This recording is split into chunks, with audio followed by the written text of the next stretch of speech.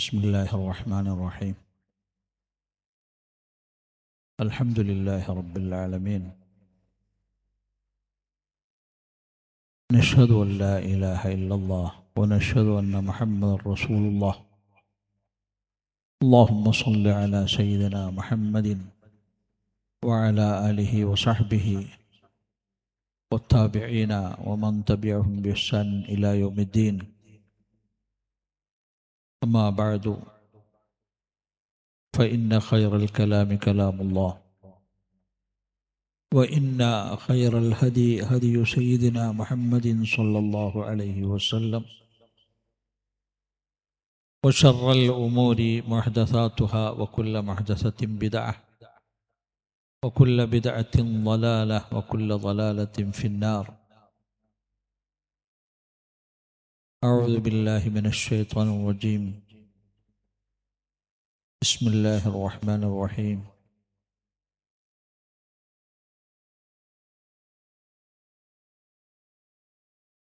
يا أيها الذين آمنوا كونوا مع الصادقين.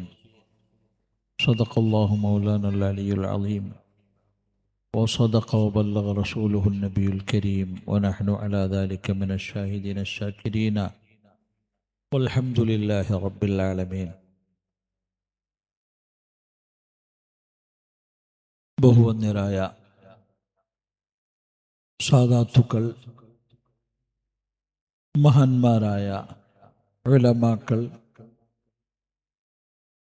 പരിശുദ്ധമായ നമ്മുടെ പ്രസ്ഥാനത്തിൻ്റെ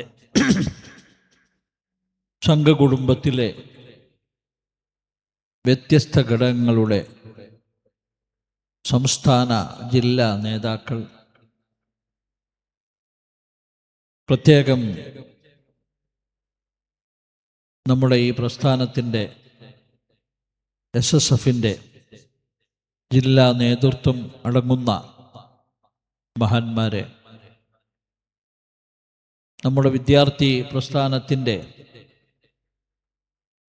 ജില്ലാ സാഹിത്യോത്സവമാണ് ഇവിടെ അരങ്ങേറിക്കൊണ്ടിരിക്കുന്നത്. മാഷാ അല്ലാഹ്, നമ്മുടെ വിദ്യാർത്ഥി സമൂഹം ലോക വിദ്യാർത്ഥി പ്രസ്ഥാനങ്ങൾക്ക് മുന്നിൽ തല ഉയർത്തി നടക്കാൻ മാത്രം കഴിവും കെൽപ്പും നേടിയിട്ടുണ്ട് എന്നുള്ള കാര്യം, അത് തെളിവുകൾക്ക് ആവശ്യമില്ലാതെ ലോകത്ത് സ്ഥിരീകരിക്കപ്പെട്ട ഒരു യാഥാർത്ഥ്യമായി തീർന്നിരിക്കുകയാണ്. ഇത്തരുണത്തിൽ മഹത്വമേറിയ ഈ മൂവിംഗ് വളരെ ഉപകാരപ്രദമാണെന്നുള്ളത് തർക്കമറ്റ വിഷയമാണ്. പക്ഷേ കാലം നാം വിഭാവനം ചെയ്യുന്ന മേഖലയിൽ നിന്നെല്ലാം അതിവേഗം നമുക്ക് നിരീക്ഷിക്കാൻ കഴിയാത്ത വിധത്തിൽ അതിശീഘ്രമായി മുന്നോട്ട് നീങ്ങിക്കൊണ്ടിരിക്കുകയാണ്. ഈ കാലത്തിൻ്റെ മുന്നിൽ തന്നെ നാം വളർന്ന് കാലത്തോടൊപ്പം നാം സഞ്ചരിക്കാൻ പ്രാപ്തി നേടേണ്ടതുണ്ട്.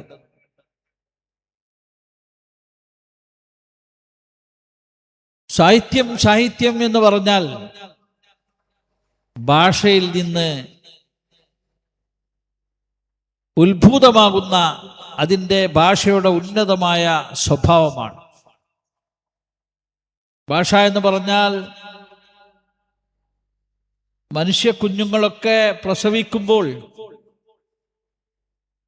മാനവ സമൂഹം ഈ ഭൂമിയിലേക്ക് ജന്മമെടുക്കുമ്പോൾ അവന് കാര്യമായ ഭാഷയൊന്നും അറിയില്ല. ഒരേ ഭാഷയാണ് ഭൂമിയിലേക്ക് മനുഷ്യൻ പറന്നു വീഴുമ്പോഴുള്ള ഭാഷ ഒറ്റ ഭാഷയാണ്. കരയാൻ മാത്രം സാധിക്കും. അതിൻ്റെ അപ്പുറമുള്ള ഒരു ഭാഷയും ലോകത്ത് കാര്യമായിട്ട് ആരും തന്നെ പ്രയോഗിച്ചിട്ടില്ല. മഹാനായ ഈസാ നബി അലൈഹിസ്സലാം അതുപോലെ 2-3 കുട്ടികളല്ലാതെ ഹദീസിൽ അങ്ങനെ നബി സല്ലല്ലാഹു അലൈഹി വസല്ലം പറഞ്ഞിട്ടുള്ളത്. ജുറൈജ്, സാഹിബു ജുറൈജിന്റെ ഒരു കുട്ടിയും അതുപോലെ തന്നെ ഈസാ നബി അലൈഹിസ്സലാമും, ഇവർ 2 പേരുമാണ് പ്രസവിച്ച ഉടനെ സംസാരിച്ചിട്ടുള്ളത്. ബാക്കിയുള്ളവരെല്ലാം ഒറ്റ സംസാരമാണ്, കരച്ചിലാണ്. എല്ലാവരും കരച്ചിരിക്കും.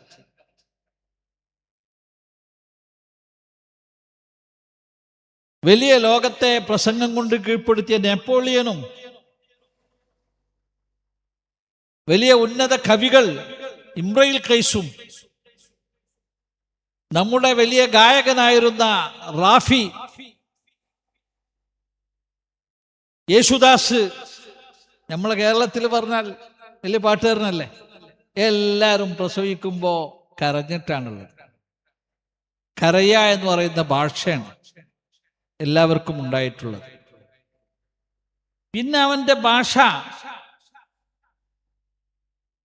അവന്റെ പരിതസ്ഥിതിയിൽ നിന്ന് ഉത്ഭൂതമാകുന്നതാണ്. അവന്റെ ശരീരത്തിലുണ്ടാകുന്ന സമ്മർദ്ദങ്ങൾ, ആ സമ്മർദ്ദങ്ങൾക്കും അവന്റെ ഭൗതികമായ ചുറ്റുപാടുകളിൽ നിന്നുണ്ടാകുന്ന പ്രസ്സിങ്ങിനും, ഇത് രണ്ടിനും അനുഗുണമായ നിലയിൽ അതിനോട് അനുയോജ്യമായി കൊണ്ടാണ് മനുഷ്യന്റെ ഭാഷ ഉത്ഭൂതമാകുന്നത്.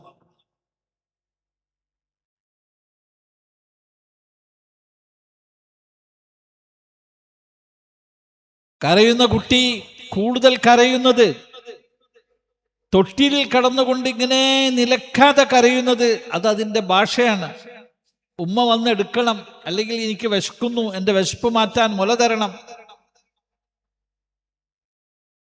അവിടെ നിന്നും കഴിഞ്ഞ് കുറച്ച് കഴിയുമ്പോൾ ആ ഭാഷ മാറുകയാണ്. കരച്ചിൽ എന്ന് പറയുന്ന ഭാഷ മാറുകയാണ്. പിന്നെ അവസരത്തിനൊത്തിങ്ങനെ ഓരോ ഭാഷകൾ കിട്ടിക്കൊണ്ടിരിക്കുന്നു. ഭാഷ എന്ന് പറഞ്ഞാൽ ഞാനത് ഇപ്പൊ വിശദീകരിക്കുന്നില്ല. അക്ഷരങ്ങൾ കൂടിയതാണല്ലോ. അക്ഷരങ്ങൾ എന്ന് പറഞ്ഞാൽ ശബ്ദമാണ്. ശബ്ദത്തിന്റെ വ്യത്യസ്തമായ ശൈലിയാണല്ലോ അക്ഷരങ്ങൾ. ഹൽക്കെന്ന് വരുമ്പോ ഹ എന്ന് വരുന്ന അക്ഷരം, ഹ എന്ന് പറയുന്ന അക്ഷരം, ഹ എന്ന് പറയുന്ന അക്ഷരം, ആ എന്ന് പറയുന്ന അക്ഷരം, ഇതൊക്കെ ഹൽക്കുന്ന ഏകദേശം അടുത്തടുത്ത സ്പേസിൽ നിന്നാണ് പുറപ്പെടുന്നത്. അതൊക്കെ അങ്ങനെ വേർതിരിച്ചുകൊണ്ട് സംസാരിക്കാൻ കഴിയുന്ന പരുവത്തിലേക്ക് മനുഷ്യൻ എത്തേണ്ടി വരികയാണ്. അത് മനുഷ്യന് തൻ്റെ ഉള്ളിൽ നിന്നുള്ള ചില ആവശ്യങ്ങളും താൻ ജീവിക്കുന്ന പരിസ്ഥിതിയിൽ നിന്നുള്ള തൻ്റെ ളുറൂഫ്, ചുറ്റുപാടുമുള്ള അന്തരീക്ഷത്തിൽ നിന്ന് ഉടലെടുക്കുന്നതാണ് ഭാഷ. അറബി ഭാഷയെ സംബന്ധിച്ച് വ്യാഖ്യാനിക്കുമ്പോൾ, വിശകലനം ചെയ്യുമ്പോൾ, അറബി ഭാഷയുടെ അധിക വാചകങ്ങളും ഒട്ടകങ്ങളെ ബന്ധപ്പെട്ടുകൊണ്ടുള്ള വാക്കുകളാണ്. ഒട്ടകവുമായി ജീവിക്കുന്ന ആളുകളായിരുന്ന അറബികൾ, അവരുടെ ജീവിതത്തിന് അനുപേക്ഷണീയമാണ് ഒട്ടകം. ഒട്ടകത്തിന്റെ പാല് കുടിച്ചിട്ടാണ് അധികം അറബികൾ ജീവിച്ചിരുന്നത്. അവരുടെ യാത്ര ഒട്ടകപ്പുറത്തായിരുന്നു. അവരുടെ ജീവിത സന്ധാരണത്തിലുള്ള വഴികൾ ഒട്ടകത്തിലൂടെയായിരുന്നു. ഇങ്ങനെ ലോകത്തിൽ ഭാഷകളെ കുറിച്ച് ഒരു നിരീക്ഷണം നടത്തി നോക്കിയാൽ സമ്മർദ്ദങ്ങൾ, ചുറ്റുപാടുകൾ, അത് മാനസികമായി ഉള്ളിൽ നിന്ന് വരുന്ന സമ്മർദ്ദങ്ങളും പുറത്തു നിന്ന് വരുന്ന സമ്മർദ്ദങ്ങളും, ആ സമ്മർദ്ദങ്ങൾക്ക് അനുഗുണമായി അതിനോട് അനുയോജ്യമായിട്ടാണ് ഭാഷകൾ ഉത്ഭൂതമാകുന്നത്. ഈ ഭാഷകളെല്ലാം, അതിൻ്റെ എല്ലാം അടിസ്ഥാനം മനുഷ്യനെ പടച്ച അല്ലാഹു സുബ്ഹാനഹു വ തആല അതിൻ്റെ ഒരു ഉറവിടമായി അല്ലാഹു നിശ്ചയിച്ചിരിക്കുന്നത് മനുഷ്യ ഹൃദയമാണ്. ഇന്നൽ കലാമ ലഫിൽ ഫുആദി വ ഇന്നമ ജുഇലൽ ലിസാനു അലൽ ഫുആദി ദലീല. കുട്ടിക്ക് ഉമ്മ എന്ന് വിളിക്കുന്നതും ഈ കുട്ടി എനിക്ക് അമ്മിഞ്ഞ എന്ന് പറയണതും കുട്ടി മിഠായി എന്ന് പറയണതും ചായ എന്ന് പറയണതും ചോറ് എന്ന് പറയണതും എന്നെ തല്ലണ്ട എന്ന് പറയണതും ഇതൊക്കെ വരുന്നത് കൽബിൽ നിന്നാണ്. ഈ കൽബിനെങ്ങനെ അല്ലാഹു സുബ്ഹാനഹു വ തആല വളർത്തിക്കൊണ്ടിരിക്കുകയാണ്. ലോകത്തിലുള്ള കവികൾ കവിതകൾ പറയുന്നതും ഉച്ചസ്ഥരം മുദ്രാവാക്യം വിളിക്കുന്നതും വീറോടുകൂടി വലിയ വലിയ ഡയലോഗുകൾ പരത്തുന്നതും പരസ്പരം ചീത്ത പറയുന്നതും ആക്ഷേപിക്കുന്നതും പുകഴ്ത്തുന്നതും അങ്ങനെ എന്തുണ്ടോ അത് മുഴുവനും മനസ്സിൽ നിന്ന് വരുന്നതാണ്. ഇതിന് വലിയ പ്രത്യാഘാതങ്ങൾ ലോകത്ത് അതുമൂലം ഉത്ഭവിക്കുന്നുണ്ട്. മനുഷ്യ ഭാഷകൾ കൊണ്ട് ലോകത്ത് വലിയ അത്ഭുതങ്ങൾ സൃഷ്ടിക്കാൻ കഴിയുന്നുണ്ട്. നാം ഒരു കത്തിയെടുത്ത് ഒരാളെ കുത്താൻ ചെല്ലുന്നത് നമ്മുടെ മനസ്സിൽ വരുന്ന അയാളുള്ള വെറുപ്പ. എന്നാ കത്തി കൊണ്ട് കുലച്ചു നിൽക്കുന്ന ഒരു വാഴയെ പോയി വാഴക്കൊല വെട്ടുന്നതും മനസ്സിൽ നിന്നുള്ള സമ്മർദ്ദം കൊണ്ടാണ്. ആ കത്തിയെടുത്തുകൊണ്ട് വഴിയിലേക്ക് ചാഞ്ഞു നിൽക്കുന്നൊരു മുള്ള്, ആ മുള്ള് നീക്കുന്നതും മനസ്സിൽ നിന്ന് വരുന്ന പ്രേരണ കൊണ്ടാണ്. അങ്ങാടിയിൽ കൂടെ പോവുകയാണ്, ഇനി കത്തിയെടുത്ത് പോക്കറ്റിൽ വെക്കട്ടെ എന്ന് നാം കരുതുന്നതും മനസ്സിന്റെ പ്രേരണയാണ്. അതുകൊണ്ടാ മുത്തുനബി സ്വല്ലല്ലാഹു അലൈഹി വസല്ലം തങ്ങൾ പറഞ്ഞത്, ഇന്ന ഫിൽ ജസദി ലമുദ്ഗ ഇദാ സ്വലഹത് സ്വലഹൽ ജസദു കുല്ലുഹു വഇദാ ഫസദത് ഫസദൽ ജസദു കുല്ലുഹു അലാ വഹിയൽ ഖൽബ് സയ്യിദുനാ റസൂലുള്ളാഹി. മനുഷ്യ ശരീരത്തിൽ മനുഷ്യന്റെ കഴിവുകൾ, അവനിൽ അന്തർലീനമായ കഴിവുകൾ, സ്കില്ല് എന്ന് പറയും. ആധുനിക അധ്യാപകന്മാരുടെ ഭാഷയിൽ സ്കിൽസ് എന്ന് പറയും. ഈ സ്കില്ലുകള് 170-170, 140, 170 ഇടയിൽ സ്കില്ല് മനുഷ്യന്റെ ഉള്ളിലുണ്ട് എന്നാണ് ആധുനിക ഗുരുനാഥന്മാര്, അധ്യാപകന്മാര്, ട്രെയിനർമാര് നമുക്ക് പഠിപ്പിച്ചു തരുന്നത്. ഈ സ്കില്ലുകളെല്ലാം അതിൻ്റെ എല്ലാം ഉറവിടം കൽബാണ്. ആ കൽബ് നന്നായി കഴിഞ്ഞാൽ ഇന്ന ഫിൽ ജസദി ലമുദ്ഗ, ശരീരത്തിൽ ഒരു മാംസകഷ്ണമുണ്ട്. ആ മാംസകഷ്ണം നന്നായി കഴിഞ്ഞാൽ ശരീരം മുഴുവനും നന്നായി. അത് മോശമായി കഴിഞ്ഞാൽ ശരീരം മുഴുവനും മോശമായി. പിന്നെ ആകെ അപകടം സംഭവിക്കും. അലാ വഹിയൽ ഖൽബ്, അത് ഹൃദയമാണ്. അപ്പൊ സാഹിത്യത്തിന്റെ ഉറവിടം സംസാരം സാഹിത്യത്തിൽ പെട്ടതാണെങ്കിൽ സാഹിത്യത്തിന് ഒരുപാട് വകുപ്പുകളുണ്ട്. കല, ഭാവന, അതിൻ്റെ എല്ലാം പൂർണ്ണമായ രൂപം വരുന്നത് സംസാരത്തിലാണ്. ഈ സംസാരം ഇന്നൽ കലാമ ലഫിൽ ഫുആദി വ ഇന്നമാ ജുഇലൽ ലിസാനു അലൽ ഫുആദി ദലീല. സംസാരം എന്ന് പറയുന്ന യഥാർത്ഥത്തിൽ മനുഷ്യ മനസ്സിലാണ്. വ ഇന്നമാ ജുഇലൽ ലിസാനു അലൽ ഫുആദി ദലീല. നാക്കിലൂടെ അത് പ്രകടമാകുന്നു എന്നേ ഉള്ളൂ. സംസാരം യഥാർത്ഥത്തിൽ കൽബിലാണുള്ളത്, മനസ്സിലാണ്. അതാ മഹാന്മാര് പറയുന്നത്. അതുകൊണ്ടാ പറയുന്നത് കലാമുൽ അഹ്മഖി അലൽ ലിസാനി വ കലാമുൽ ആഖിലി ഫിൽ ഫുആദി. ബുദ്ധിമാന്റെ സംസാരം മനസ്സിലായിരിക്കും. മനസ്സിൽ വരുന്നതിന്റെ മുമ്പ് എടുത്തു ചാടി സംസാരിക്കുന്നവൻ അവൻ വിഡ്ഢിയാ. അപ്പൊ ഈ മനസ്സിനെ കൺട്രോൾ ചെയ്തുകൊണ്ട് മനുഷ്യ മനസ്സുകളിൽ നിന്ന് ഉത്ഭൂതമാകുന്ന ഈ സംസാരം, ഇതാണ് ഭാഷ. ആ ഭാഷ കുറ്റമറ്റതായ നിലയിൽ വന്ന് സന്ദർഭത്തിനോട് അനുയോജ്യമായിട്ട് അത് ഭവിക്കുമ്പോൾ അത് ബലീഗാവുന്നു. മുതാബഖത്തുൽ കലാമിൽ ഫസീഹി ലിമുഖ്തദൽ ഹാൽ എന്ന അതിനെ നിർവചനം പറഞ്ഞിരിക്കുന്നത് മഅനി പണ്ഡിതന്മാർ. ഫസീഹായ കലാം മുഖ്തദൽ ഹാലിനോട് ഒക്കുക. ഫസിഹായ കലാം എന്ന് പറഞ്ഞാൽ എന്താ? മനുഷ്യർക്ക് സാധാരണ സുപരിചിതമായ, സാധാരണയിൽ ഉപയോഗിക്കുന്ന മിസ്റ്റേക്കുകളൊന്നുമില്ലാത്ത വളരെ ലളിതമായ സുതാര്യമായ വാക്കുകൾ എന്ന ഫസിഹ.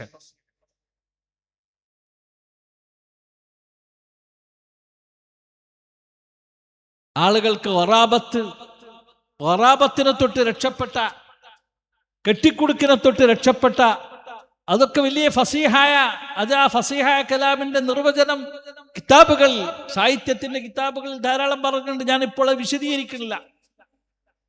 ഇങ്ങനത്തെ സംസാരം കുഴപ്പമൊന്നുമില്ലാത്ത, ഉമ്മാന്ന് വിളിക്കേണ്ടോടത്ത് ഉമ്മാന്ന് വിളിക്കുക, അതാണ് നല്ലത്.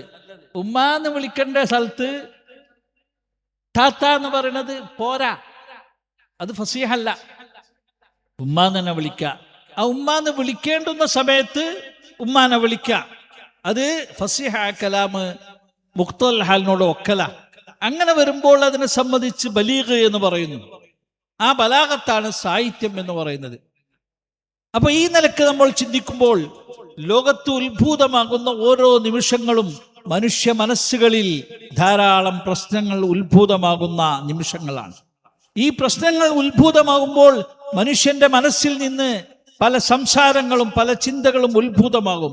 ആ ചിന്തകളും സംസാരങ്ങളും ഒക്കെ സമൂഹത്തിന് അനുഗുണമായി, കുഴപ്പമുണ്ടാകാതെ കണ്ട് അനുഗുണമായി വർത്തിക്കുമ്പോൾ അൽഹംദുലില്ലാ അത് വലിയ ഒരു നിഅമത്തായി തീരുന്നു. അതുകൊണ്ടാ മുത്തുനബി സല്ലല്ലാഹു അലൈഹി വസല്ലമ തങ്ങൾ പറഞ്ഞത്, യൂസനു മിദാദുൽ ഉലമായി ബിദമിശ്ശുഹദാ. ലോകത്ത് അരാജകത്വം വരുമ്പോൾ അതിനെ ചെറുക്കുന്ന യോദ്ധാക്കൾ, അക്രമികളെ ചെറുക്കാൻ വേണ്ടി പടച്ചട്ട അണിഞ്ഞ് പടത്തൊപ്പി ധരിച്ച് യുദ്ധക്കളത്തിൽ ധീരവീരം പോരാടി വീരമൃത്യു വരിക്കുന്ന ശുഹദാക്കൾ, ആ ശുഹദാക്കളുടെ രക്തങ്ങളുണ്ടല്ലോ, അത് അമൂല്യമാണ്.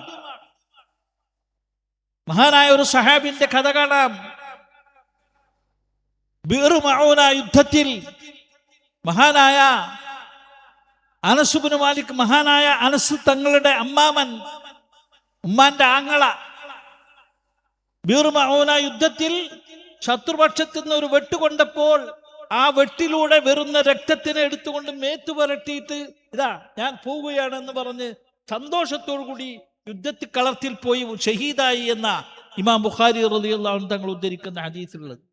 കുത്തുകൊണ്ടപ്പോൾ സന്തോഷിച്ചിട്ട് ആ രക്തമെടുത്തിട്ട് മേത്തൊക്കെ ഒന്ന് പുരട്ടി. അത്ര വലിയ പുണ്യമാണ് ഷഹീദിന്റെ രക്തം. ആ രക്തത്തിനോട് സാമ്യമാക്കപ്പെടുന്നു പണ്ഡിതന്മാരുടെ മഷികളിൽ നിന്ന്, പേനകളിൽ നിന്ന് നിർഗളിക്കുന്ന മഷി എന്ന് മുത്തുനബി സല്ലല്ലാഹു അലൈഹി വസല്ലം പഠിപ്പിച്ചത്. ലോകത്ത് വരുന്ന അരാജകത്വം, അക്രമങ്ങൾ, അനീതികൾ, ഈ അനീതികളെ ചെറുക്കാൻ ലോകത്ത് ഏറ്റവും ശക്തമായ ആയുധം നമ്മുടെ പേനകളാണ് എന്ന പണ്ഡിതന്മാരുടെ പേനകളാണ്. ആ പേനകളിൽ നിന്ന് ഒലിക്കുന്ന മഷിത്തുണിക്ക് എത്രയും വലിയ കഴിവാണുള്ളത്. വലിയ വലിയ അമേരിക്ക അല്ലെങ്കിൽ യൂറോപ്യൻ കൺട്രികൾ അല്ലെങ്കിൽ വലിയ സാമ്രാജ്യത്വ ശക്തികൾ, ഈ സാമ്രാജ്യത്വ ശക്തികളോട് യുദ്ധം ചെയ്യാൻ നമുക്ക് എന്തെല്ലാം ഉപകരണങ്ങൾ ആവശ്യമാണ്. ഇപ്പോൾ ഇന്ന് ഖുമൈനിയുടെ ജനാസ മറമാടുകയാണ്. ഖുമൈനിയുടെ രാഷ്ട്രത്തോട് തോറ്റിരിക്കുകയാണ് ഏറ്റവും വലിയ US എന്ന് പറയുന്ന രാഷ്ട്രം. സാമ്രാജ്യ ശക്തിയാണ്. ആയുധങ്ങളില്ല, ആയുധങ്ങൾ കുറഞ്ഞുപോയി, ആയുധങ്ങൾ ഇനി ശേഖരിച്ചിട്ട് വേണമെന്ന് പറയുന്നു. അങ്ങനെ പരാജയപ്പെട്ട ആ യുദ്ധത്തിനേക്കാൾ ശക്തമായി ഏറ്റവും വലിയ ആയുധമാണ് മഹാന്മാരായ വിവരമുള്ള പണ്ഡിതന്മാരുടെ മഷികളിൽ നിന്ന് ഒലിക്കുന്ന രക്തം എന്നാണ്. അതുകൊണ്ടാ മുത്തുനബി സല്ലല്ലാഹു അലൈഹി വസല്ലമ തങ്ങൾ 8-9 വർഷം യുദ്ധം ചെയ്ത്, യുദ്ധത്തിൽ ആയിരക്കണക്കിൽ മുസ്ലിം സഹോദരന്മാർ വീരമൃത്യു വരിച്ച് അതിൽ നിന്ന് മോചനം നേടാൻ ഹുദൈബിയ സന്ധിയിൽ മഹാനായ റസൂലുള്ളാഹി സ്വല്ലല്ലാഹു അലൈഹി വസല്ലമ അവിടുത്തെ സ്വഹാബത്തിനെ കൊണ്ടൊരു കരാർ എഴുതിയത്. ആ കരാറിന്റെ പരിണിതിയായിരുന്നു മക്കം ഫത്ഹ് എന്ന് പറയുന്ന ഏറ്റവും വലിയ വിജയം. അപ്പോൾ മനുഷ്യന്റെ പേനയിൽ നിന്ന്, വിവരമുള്ളവന്റെ പേനയിൽ നിന്ന് നിർഗളിക്കുന്ന മഷി ആ മഷിക്ക് വലിയ വിപ്ലവം സൃഷ്ടിക്കാൻ സാധിക്കും. അങ്ങനത്തെ വിപ്ലവകാരികളെ ഈ ലോകത്ത് സംഭാവന ചെയ്യുക എന്നുള്ളതാണ് നമ്മുടെ സാഹിത്യോത്സവിന്റെ ഏറ്റവും വലിയ ലക്ഷ്യം. അങ്ങനത്തെ ഒന്ന് സമാധാനവും ശാന്തിയും അക്രമത്തിന്റെയും അനീതിയുടെയും നേരെ വിമർശിക്കുന്ന ശക്തമായ വളനേക്കാൾ മൂർച്ചയുള്ള വാക്കുകൾ അത് ഉത്ഭൂതമാകണമെങ്കിൽ മനുഷ്യ മനസ്സിന് ശക്തി വേണം. അത് സമുദ്ധരിക്കപ്പെട്ട മനസ്സാകണം. ധാർമ്മികത നിറഞ്ഞു വഴിഞ്ഞൊഴുകുന്ന വലിയ ബഹറായി തീരണം ആ മനസ്സ്. അങ്ങനത്തെ മനസ്സിന്റെ ഉടമകൾ, ആ ഉടമകൾക്കാണ് ലോകത്ത് സമാധാനവും ശാന്തിയുമുള്ള സാഹിത്യത്തിനെ കാഴ്ചവെക്കാൻ സാധിക്കുക. സാഹിത്യം വായിച്ചുകൊണ്ട് ഉപയോഗിച്ചുകൊണ്ട് നഷ്ടപ്പെട്ടു പോയ ജീവിതം തുലഞ്ഞു പോയ ധാരാളം ആളുകളുണ്ട്. സാഹിത്യത്തിന്റെ പേരിൽ വീരമൃത്യു വരിച്ച ആളുകൾ ഉള്ളതുപോലെ തന്നെ സാഹിത്യത്തിൽ അകപ്പെട്ടുകൊണ്ട് ആത്മഹത്യ ചെയ്ത ആളുകളുണ്ട്. അങ്ങനത്തെ സാഹിത്യമല്ല ഇസ്ലാം ഉദ്ദേശിക്കുന്നത്.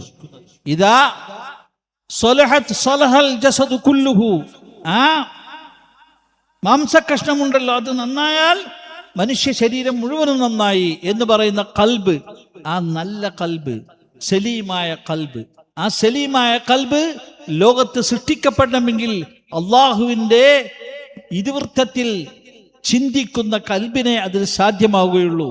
ഇന്ന ശൈത്താന യജ്രി മിനൽ ഇൻസാനി മജ്റദ്ദമി റസൂലുള്ളാഹി സ്വല്ലല്ലാഹു അലൈഹി വസല്ലം തങ്ങൾ പറഞ്ഞു. പിശാച് ചോര സഞ്ചരിക്കുന്ന എല്ലാ സ്ഥലത്തും സഞ്ചരിക്കും. തലച്ചോറിലാണ് ചിന്ത എന്ന് ഇസ്ലാം പഠിപ്പിക്കുന്നില്ല. ഇസ്ലാം പറയുന്നത് കൽബിലാണ് ചിന്ത.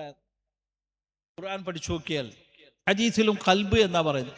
ഈ കൽബാണ് ഏറ്റവും കൂടുതൽ രക്തത്തിനെ സപ്ലൈ ചെയ്യുകയും രക്തത്തിനെ സർവ് ചെയ്യുകയും ചെയ്യുന്ന സാധനം കൽബാണ്.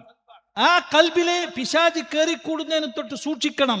അങ്ങനത്തെ കൽബിൽ നിന്നു ഉത്ഭൂതമാകുന്ന സാഹിത്യങ്ങളാണ് ലോകത്തെ ഏറ്റവും വലിയ പരിവർത്തനത്തിന്റെ, സമാധാനത്തിന്റെ, ശാന്തിയുടെ ഏറ്റവും വലിയ വിപ്ലവങ്ങൾ സൃഷ്ടിക്കാൻ കഴിയുന്ന സാഹിത്യം. അതുകൊണ്ട് സഹോദരന്മാരെ, മഹത്തായ സാഹിത്യോത്സവം എന്ന് പറഞ്ഞാൽ അതിപ്രധാനമാണ്. ലോകത്തിലെ മനുഷ്യനെ ഏറ്റവും നന്നാക്കി തീർക്കാൻ അതിപ്രധാനമായ ഒരു ഏറ്റവും വലിയ മാധ്യമമാണ് നമ്മുടെ സാഹിത്യം എന്ന് മനസ്സിലാക്കി വളർന്നു വരുന്ന തലമുറ.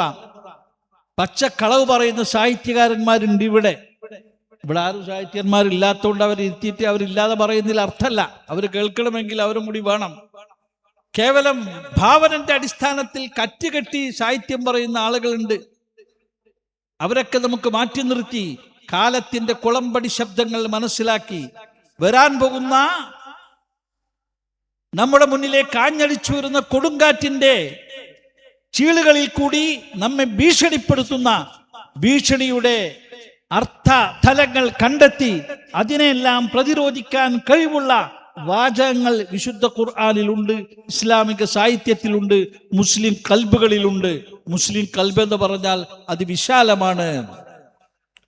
ഖൽബുൽ മുഅ്മിനി യസഉ അർശല്ലാഹ്,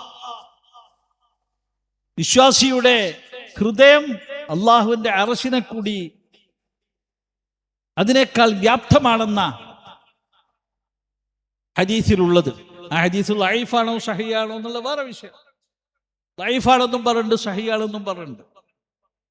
അപ്പോ അത്രയും വിശാലമാണ് മനുഷ്യന്റെ മനസ്സ്.